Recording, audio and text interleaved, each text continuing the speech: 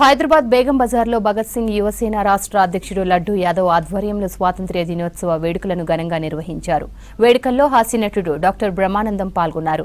దేశ స్వాతంత్ర్యం కోసం ప్రాణాలు అర్పించిన సమర యోధులను స్మరించుకున్నారు. యువత దేశం పట్ల బాధ్యత కలిగి ఉండాల్సిన అవసరం ఉందన్నారు బ్రహ్మానందం. స్కూల్ విద్యార్థులకు బ్యాగ్స్, దివ్యాంగులకు వీల్చైర్లను పంపిణీ చేశారు. हमारे साउथ के सुपरस्टार जी का हार्दिक हार्दिक स्वागत। हमारे तेलुगु सिनेमा के, साउथ इंडिया के हमारे దేశమంటే మట్టి కాదు, దేశమంటే మనుషులు.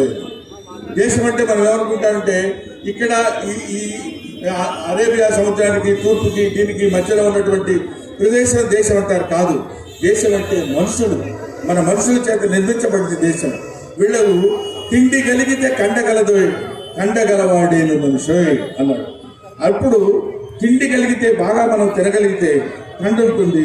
కండున్నప్పుడు వాడు దేశభక్తుడుగా మారడానికి, తన దేశాన్ని రక్షించుకోవడానికి ఉపయోగపడినటువంటి భగత్ సింగ్ యువసేన అని పేరు పెట్టినటువంటి మిస్టర్ లడ్డూ యాదవ్, ఆయన ఈ భగత్ సింగ్ పేరు చెప్పగానే ఇప్పుడు ఉన్నటువంటి కుర్రాళ్ళందరూ యువసేన, యువత్వం అందరూ ఇప్పుడు 60 ఏళ్ళు 70 ఏళ్ళు దాటినటువంటి వాళ్ళు వృద్ధుల కింద వస్తారు.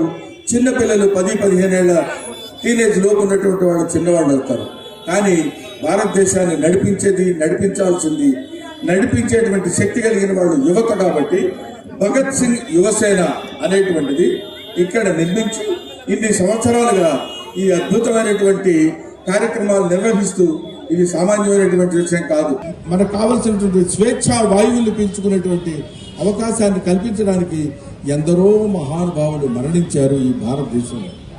ఆ మరణించిన వారి శ్మశానాల మీద, ఆ మరణించిన వారి పవిత్ర